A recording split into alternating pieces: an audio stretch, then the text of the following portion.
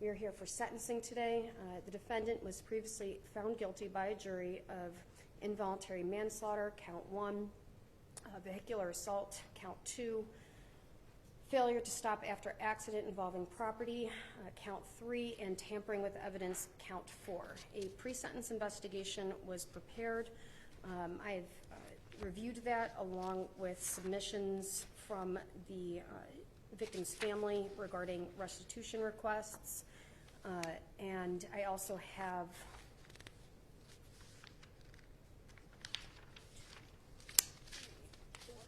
five letters in support of the defendant. Have I missed any documentation that's been submitted? I don't believe so, Your Honor. No, Your Honor. Okay. Has everybody had an opportunity to review the pre-sentence investigation? Yes, Your Honor. Yes, Your Honor. Okay. All right. Then on behalf of the state and the victim's family, Mr. Schnatter. Thank you, Your Honor.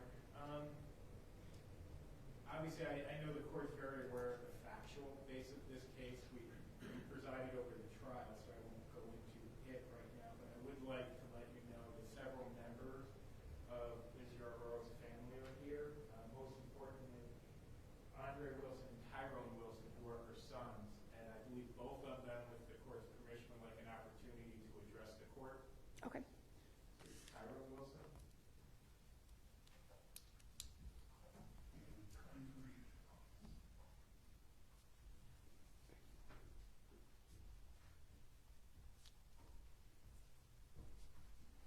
Okay, Mr. Wilson, what would you like me to know? Well, first and foremost, it's been mighty rough. Can you speak up a bit? It's been a mighty rough season from November 19th last year to today. And this day came kind of quick. And it's a day where I could rest, my mama could rest.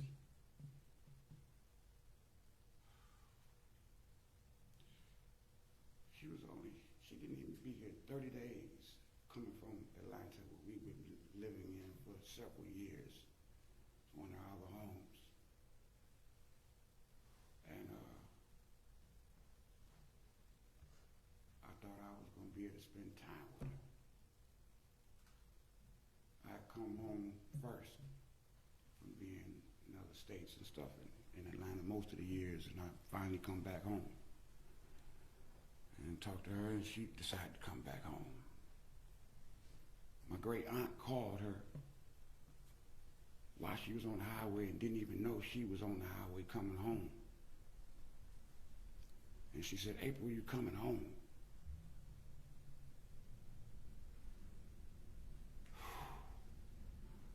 But I didn't know she was talking about home.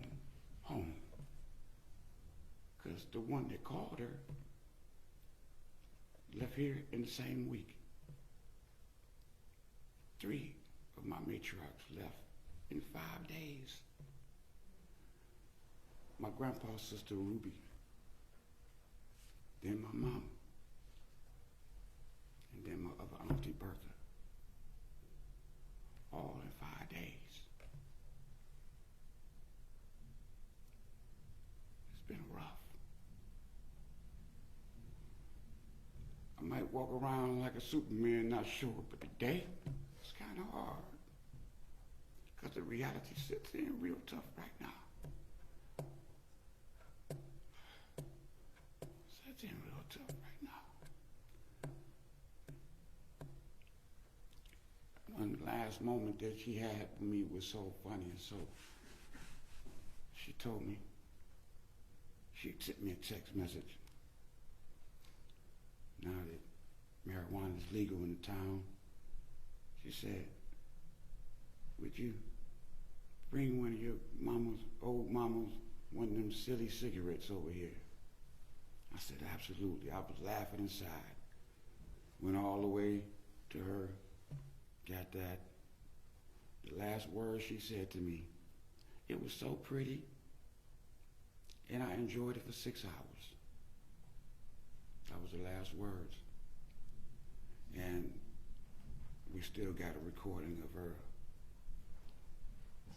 voicemail messages that she would put out. And you hear her voice message, it was just an angel.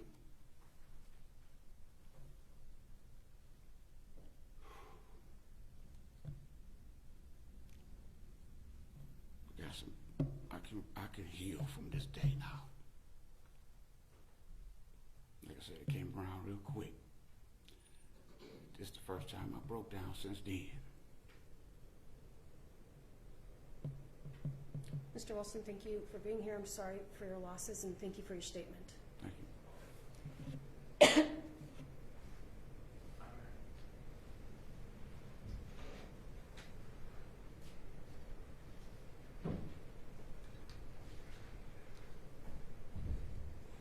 Your Honor.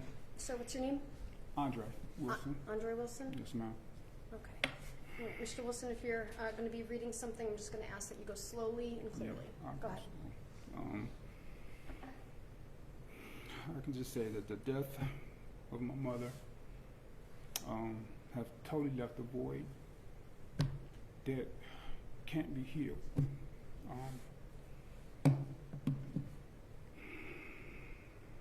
Her death was not an accident. It was not an accident. It was a result of a deliberate act of recklessness, a choice the defendant made. His total disregard for the law, the lies he tried to cover up his crimes. It's totally it's beyond comprehension. I understand that the court considered many factors when deciding sentences, but I asked for no leniency. I asked for no mercy, because his choices have affected me and my brother and my entire family. Granting leniency would totally disrespect my mother's memory.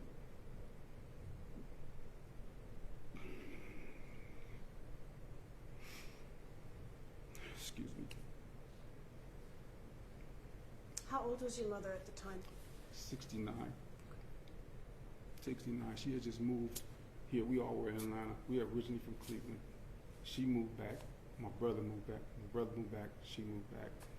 But she hadn't only been here for 30 days trying to get her feet back on the ground when this happened. A senseless act, totally unnecessary for a flex of a Hellcat.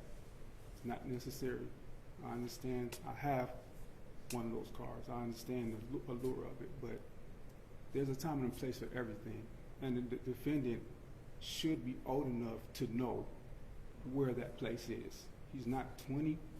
He's not 30. He's older. He has a history, and I pray that you consider that history. And I feel sorry for his family, because for someone his age, they shouldn't even be in the courtroom. Now, I'm not trying to directly talk to him, but I'm just addressing it on my heart. He doesn't deserve no mercy at all, because my mother died a horrible death. She died a horrible death. Nobody in this courtroom would want their mother to die in that fashion. We deserve the right to bury my mother, at least with an open casket, man. And it was not possible. So I just ask for no mercy, and please forgive me for my emotions, but this is very challenging. Of course. So thank you for giving me a hearing. Right. Thank you for your statement.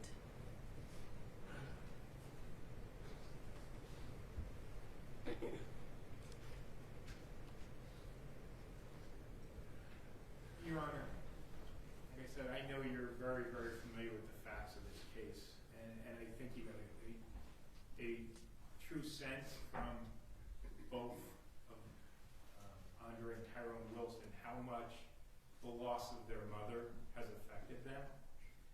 And you know, I trust this court to follow the guidance set forth in the revised code. Addressing merger quickly, it's the state's position counts 2 will merge into count 1. The state asked that he be sentenced on count 1, the involuntary manslaughter. And obviously count 3 is a separate offense, which is a misdemeanor, the state's aware, but also the tampering with evidence, the F3, is yet a separate offense that Mr. Terry would be sentenced on. And a separate harm where I didn't bring the detective in, but the detective that took that report actually went out and investigated it and spent time away from other real crimes looking into the report that Mr. Terry made. I would ask you to take into consideration the Wilsons' feelings about the appropriate sentence, follow the guidelines set forth in the revised code, and I trust this court to take all of them into consideration and impose the appropriate sentence that's supported by the law. Thank you, Judge. Thank you. Right. On behalf of your client, Mr. LaRue, Thank you. Would like us to use the podium or? wherever you're comfortable. Yes, sir. Sorry, is that all right?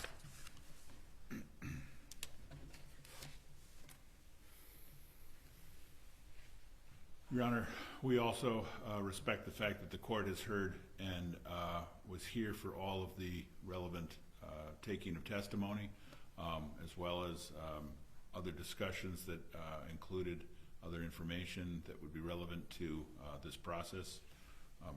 Respectfully, Your Honor, this incident from its beginning has been properly described by the police on the scene, the firemen, and the detectives who later investigated it, and ultimately the grand jury's actual indicted offenses as an incident that was caused by reckless and not intentional behavior.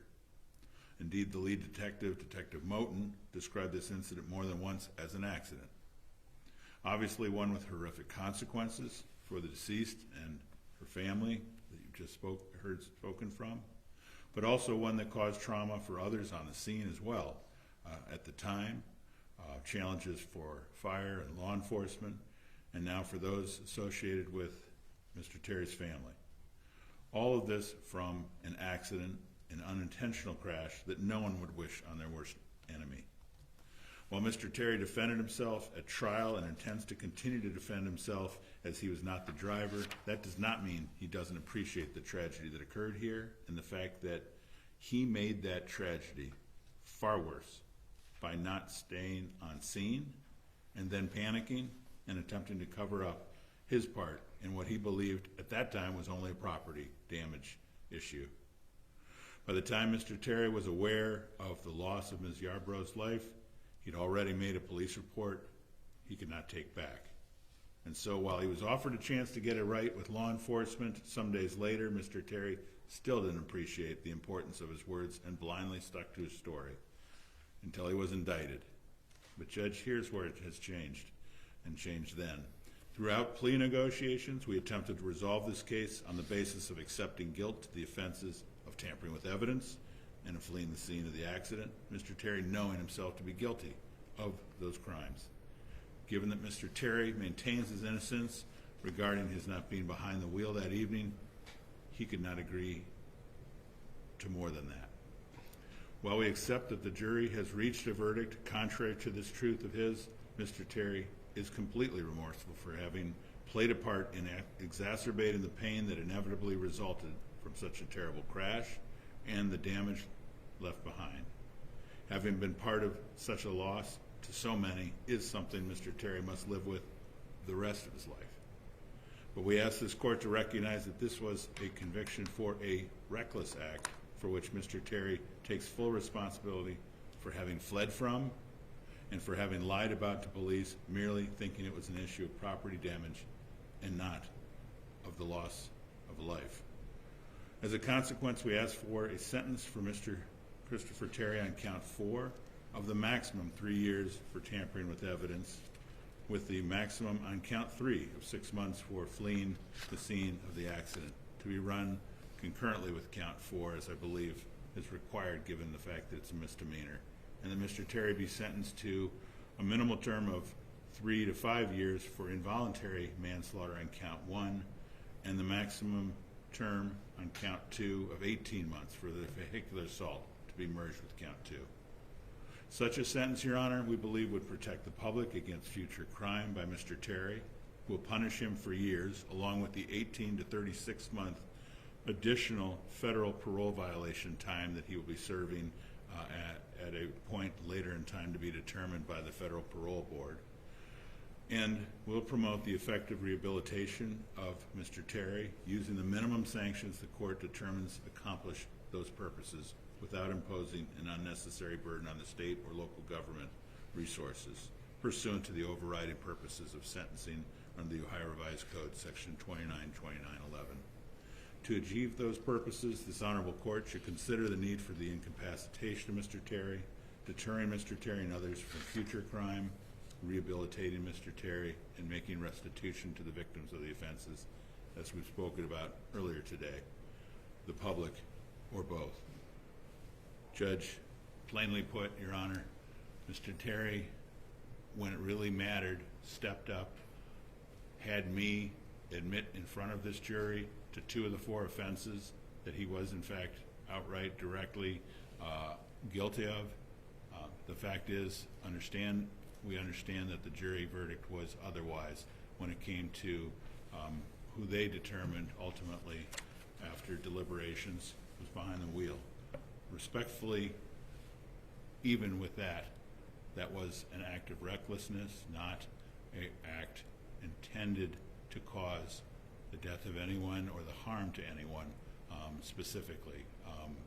So even with the worst reading and the worst assumptions here, respectfully, it's certainly not the worst form of the offense. Respectfully, we ask that you consider that when you make your decision regarding a proper and appropriate sentence for Mr. Terry.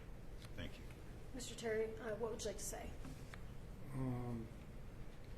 To the family, can I address the family? Just No. talk to me. Okay, so I just want to say that it indeed was a terrible accident. I made a horrible decision in leaving the scene of the crime, reporting it the wrong way, and then days after, and that was in no disrespect to Miss Yarborough, when they called me back down there to give my statement again, under so much stress and disbelief and just mentally not prepared for it, I made the same report. And So by the second time you spoke to the police, you knew? I spoke to him only twice. Yeah, Yes. I knew, but it was I was under, like, it was all a shock. So I told him the same thing, just not ready to deal with it. And you know, that was another bad decision. And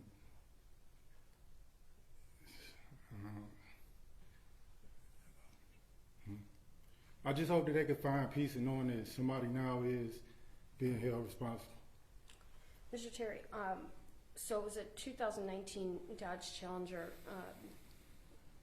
When did you actually purchase this vehicle? I was financing it, and I was financing it in 2020. Okay. Right, and when you reported it stolen, did you submit anything to the insurance company? So I called them. So the thing with the insurance, I am a licensed and insured driver.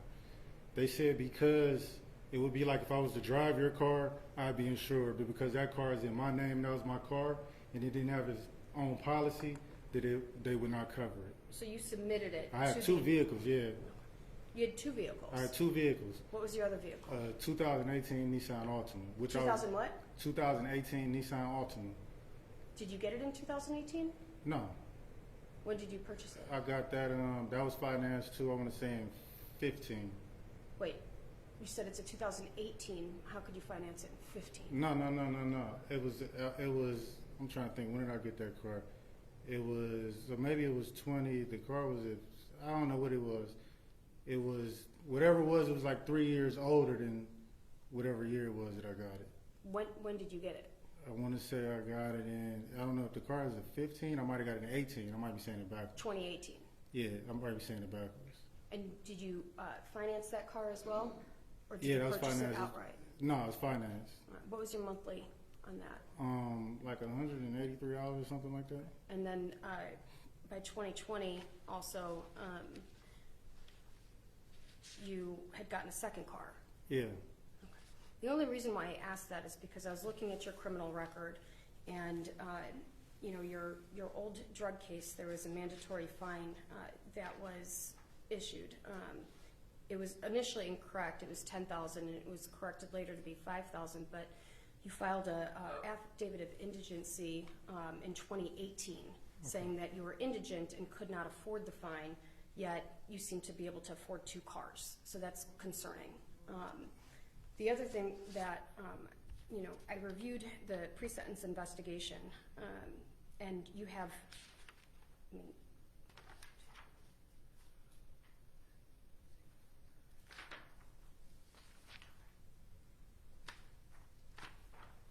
This is the 7th felony.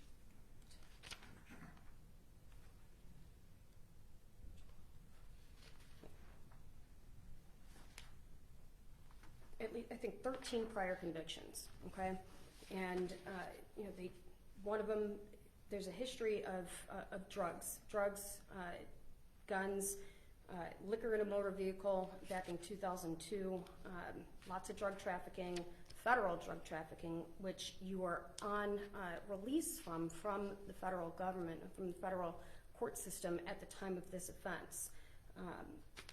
So lots to do with drugs.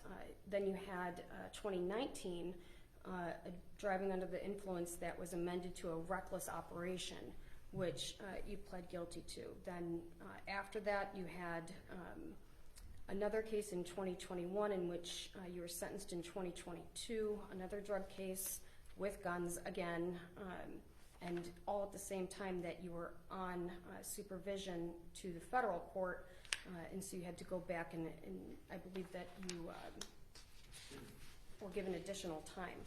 I'll also note that you have a lot of probation violations. The report from the federal government is that you have not done well on probation and that you've had multiple violations. I'll also note that in your prior driving history, you have 21 traffic convictions, which include no driver's license and driving under suspension.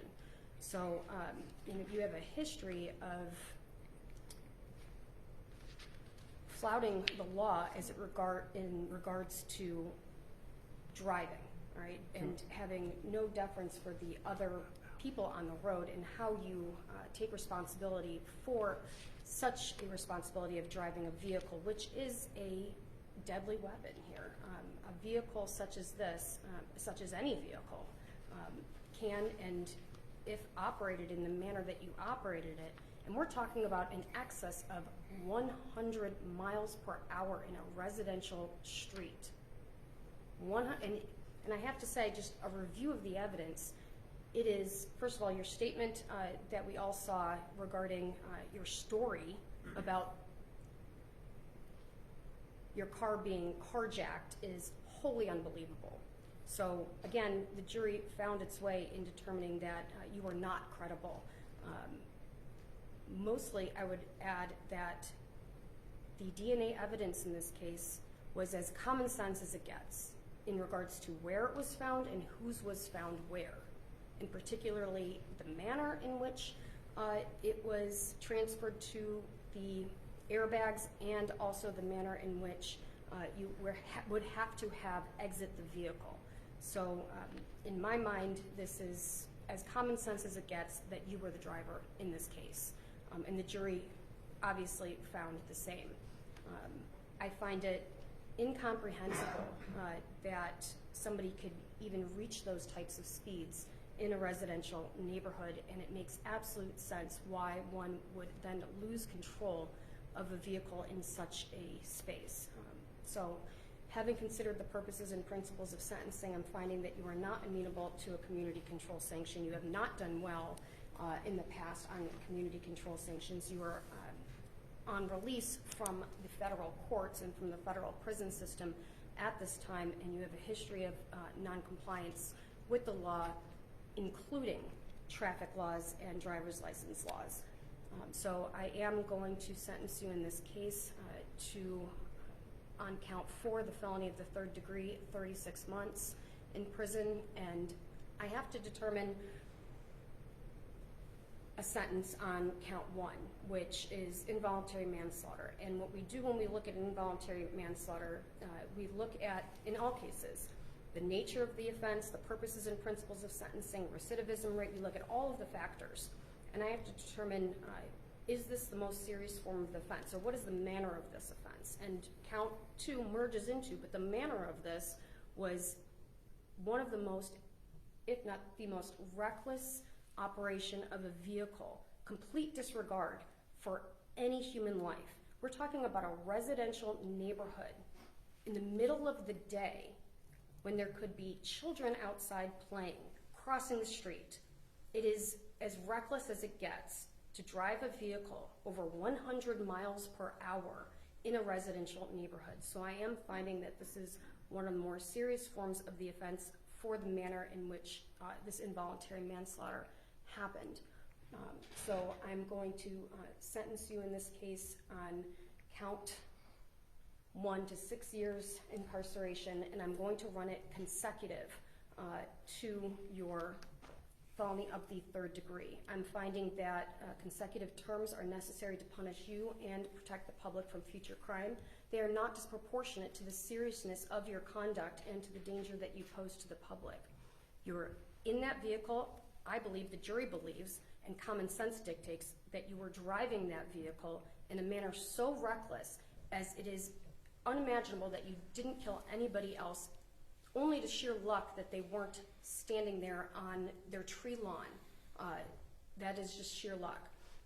One or more of the offenses were committed. You were on post-release control from the federal government, so I'm making that finding, and 2 or more offenses were part of 1 or more courses of conduct. So you knew what had happened, and you decided to try to hide it from not only the police and this community, but also the victim's family in answering what happened to their loved one.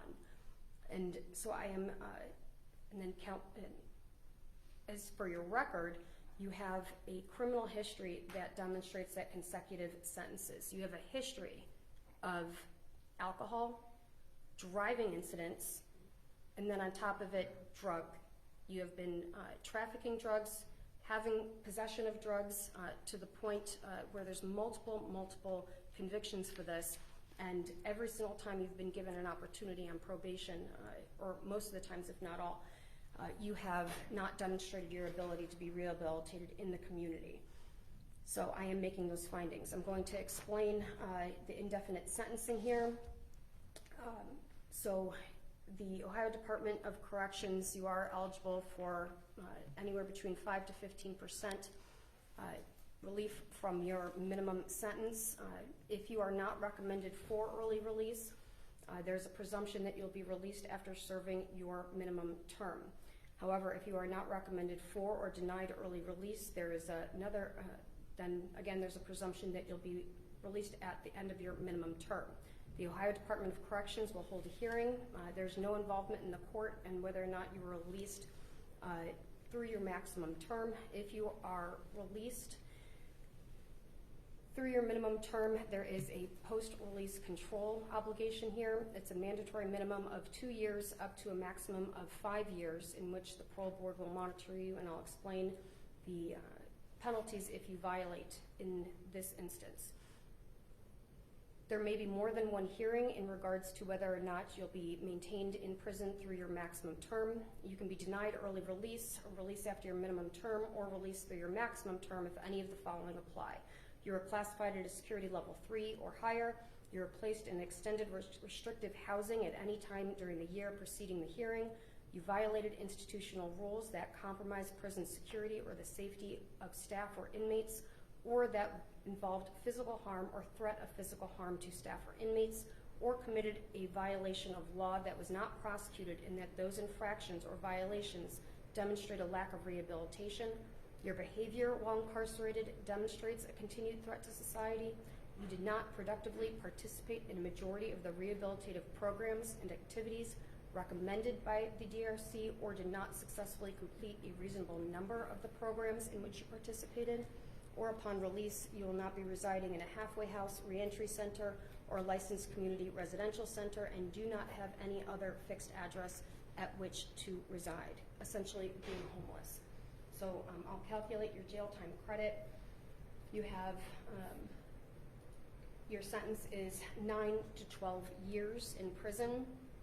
But again, upon your release, you will be monitored at least for 2 years, up to a maximum of 5 years. If you violate any of the terms and conditions of post-release control, you can be sent back to prison for up to 1/2 of any sentence that I give you, or up to 9 months for any single violation. You do still have your federal case. I cannot control what the federal judge will do in regards to your violations there, but this is the sentence of the court. I've discussed with the attorneys prior to going into the record regarding the request for restitution. We are going to have some further briefing on the specifics of that and a restitution hearing later if necessary. Is there anything else for the record? No. Not on behalf of the state. So I'm going to calculate that I have an arrest date of 121.